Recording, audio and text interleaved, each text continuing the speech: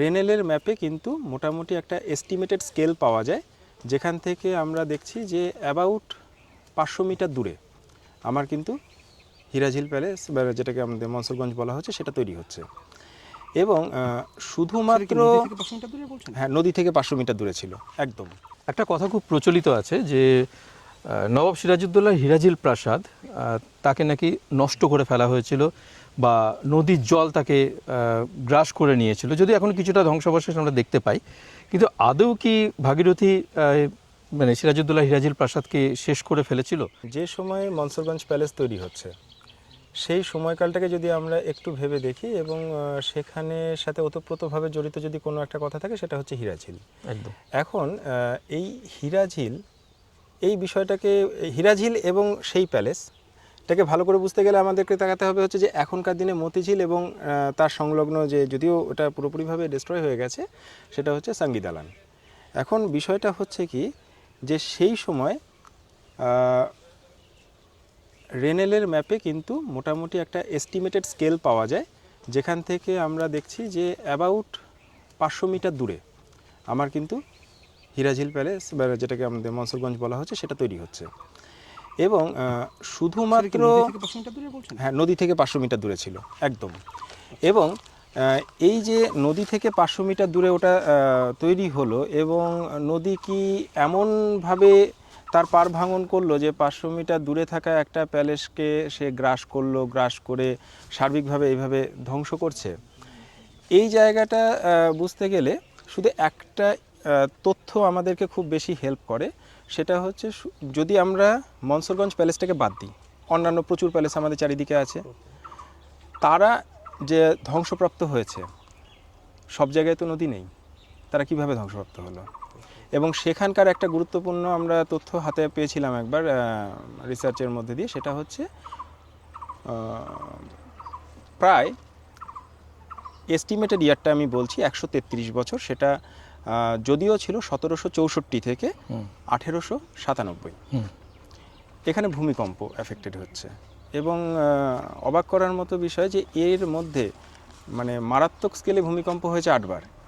এবং ওই আমলে যে সমস্ত প্যালেসগুলো তৈরি হতো তার একটা বড় আঙ্গিক ছিল হচ্ছে যে তারা পিলার নির্ভর হবে, এবং সেক্ষেত্রে যত পিলার নির্ভর ছিল সবাই কিন্তু ডিস্ট্রয় হয়েছে কোনো না কোনো ভূমিকম্প দ্বারা। এটা ভাবার কোনো কারণ নেই যে কোনো নির্দিষ্ট একটা ভূমিকম্পে একটা কোনো কিছু অ্যাফেক্টেড হচ্ছে। এবং আজকেও যদি আমরা সেই সমস্ত অ্যাফেক্টেড প্যালেসগুলোকে দেখি, মানে অদ্ভুতভাবে দেখতে পাবেন যে যেই ভূমিকম্পের সোর্স যেদিক থেকে আসছে, এপিসেন্টার যেদিকে আছে সেই দিক ভাঙছে, এবং নদী কিছুটা ওয়াশ আউট করতে পারে। আচ্ছা, আমার যেটা অন্যরকমভাবে আমি বলছিলাম সেটা হলো, আমি যেটা বলছি যে নদীর দুদিকে, একদিকে হচ্ছে জারুদ মসজিদ মানে হলুদ মসজিদ যেটা, অপর দিকে হচ্ছে হিরাঝিল। এইটুকুর মধ্যে নদী ছিল। নদী কখনো জারুদ মসজিদের উল্টো ওদিকে ছিল না, বা হিরাঝিলের এই সাইডেও নদী ছিল না। তার মানে কি জারুদ মসজিদ এবং হিরাঝিলের মাঝে নদী ছিল। এখন এইটুকু স্পেসটা কিন্তু খুব ন্যারো, খুব ন্যারো। তাহলে এটা কখনো হতে পারে কি যে জারুদ মসজিদের দিক থেকে ছিল নদীটা ছোট, সেটা ধীরে ধীরে হিরাঝিলের দিকে এসেছে? সেটা সম্ভব নয়, কারণ এখনো তো খুব ছোট আছে জায়গাটা, এখনো খুব ছোট আছে। তার মানে নদী সরে এসেছে এখানে, এটা জিওগ্রাফিক্যালি কিন্তু আমার মনে হয় বলা যায় না। না, নদী সরে এসেছে মানে সরে আসলে তো জারুদ মসজিদের দিকে মাটি থাকা উচিত ছিল। না না, ওদিকে চর জমছে, এদিকে সরে আসছে, কিংবা ওখানে চওড়া বেশি ছিল। এখানে আমার একটা মানে ওপিনিয়ন আছে, সেটা হচ্ছে যে নদীর একুল ভাঙবে ওকুল গড়বে, এই যে কনসেপ্টটা, এই কনসেপ্টটা আপনি সেখানে পাবেন যেখানে হিউম্যান অ্যাক্টিভিটিস নেই। এইবার সমস্যাটা হলো কি যে আপনি যদি জুরুদ মসজিদ যেখানে রয়েছে, মানে মূলত সেই কেল্লা পার বরাবর যদি জায়গাটাকে আমরা দেখি, সেটা কিন্তু অলরেডি বাঁধিয়ে ফেলা হয়েছে। তাহলে কি নদী আরো ছোট ছিল তখন? মানে আরো ছোট নয়, মানে আপনি যেটা দেখছেন যেখানে জুরুদ মসজিদটা আছে, জুরুদ মসজিদ থেকে আর একটু এগিয়ে গিয়েছিল হচ্ছে কিন্তু ওই হিরাঝিলের কার্ভটা। ঠিক আছে, এখন হিরাঝিলের কার্ভটাতে যেটা ঘটছে সেটা হচ্ছে যে কিছুক্ষণ আগে যেটা আমরা ওখানে দেখছিলাম যে নদীর অবতল বাঁক। এবার অবতল বাঁকটা কিন্তু এটা কিন্তু সময়ের সাথে সাথে চেঞ্জ হয়। এবার বর্তমানেও ওই অবতল বাঁকে ভালো মতো ভাঙন কিন্তু আমরা দেখেছিলাম। আর আলটিমেটলি সেই সময়ে যে ভাঙনটা হয়েছে, ডেফিনেটলি ভাঙনে কিছুটা অ্যাফেক্টেড অবশ্যই প্যালেসটা ছিল। সেটা কত হতো, কিন্তু কতটা area? মানে আমার যেটা ওপিনিয়ন, সেখানে শুধুমাত্র ওই ভাঙন দিয়ে সবটাকে ওইভাবে ওয়াশ আউট সম্ভব সম্ভব নয়। কখনোই নয়।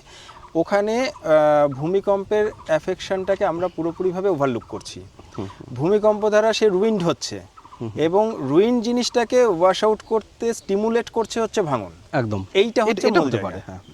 এবার শুধুমাত্র ভাঙনে একটা অত বড় প্যালেসের টোটালটাই ওইভাবে আমার এখন সামান্য মানে 1% to 2%-এর মতো জিনিস থেকে যাবে, এটা মানে মানে আমি যেটা বলেছিলাম যে শামশেরগঞ্জ বা লালগোলার যে দিকে যে ভাঙনটা হচ্ছে, বিঘের পর বিঘের জায়গা নিয়ে চলে যাচ্ছে, একদম, একদম, একদম। এখানে ওই স্পেসটা না নেই না, তো, ওখানে ওই ফেজটা পাবেই মানে না। কয়েকশো মিটার না, এখানে নদীর দিক থেকে সরেও আসি। না, ডেফিনেটলি। এবং ওই যে শামশেরগঞ্জ বলাতে আমি একটা জিনিস একটু বলি, যে শামশেরগঞ্জ স্পেসিফিক্যালি ওই জায়গাটা একটু সাংঘাতিকভাবে ভাঙন প্রবণ।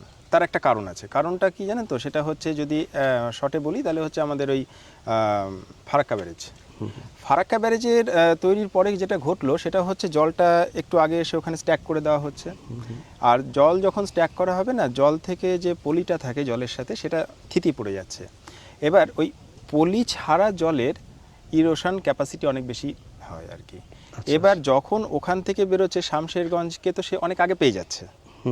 এবার পেয়ে যাওয়ার দরুন ওর যে ইরোশনাল ইন্টেন্সিটি সেটা অনেক বেশি থেকে যাচ্ছে। তারপর থেকে অনেকটা বইতে বইতে সে যখন আসছে এখানে, সে কিন্তু আবার সেই পলিটলি মিশে চলে এলো। সুতরাং ওই ক্যাপাসিটিটা ওর এখানে একটু ডিক্রিজ করবে, যতটা শামশেরগঞ্জে সে কিন্তু ভাঙতে পারছে। একদমই তাই। আর মানে কোনো কালে যদি দেখা যেত ফারাক্কা ব্যারেজ আমাদের এখানে তৈরি হয়েছে, তাহলে এই জায়গা এখানেও কবেই হতে পারতো হয়ে হয়তো। যেত। সেই। তাহলে এটাই মানে যে জলে শেষ করে দিয়েছে মানে ভিরাঝিলকে। হ্যাঁ, এটা তো অতটা না, কিছুটা নিয়েছে। কিছুটা হতে কিছুটা পারে। নিয়েছে, একদম কিন্তু নদীর গা মানে ঘেঁষে যেতে পারছে শুধু যদি বলা হয় যে ওইভাবে জলে আমার ওয়াশ আউট করে ভেঙে দিয়েছে, তাহলে অর্ধ মানে তথ্য থেকে যাচ্ছে, অর্ধশত তথ্য এখানে।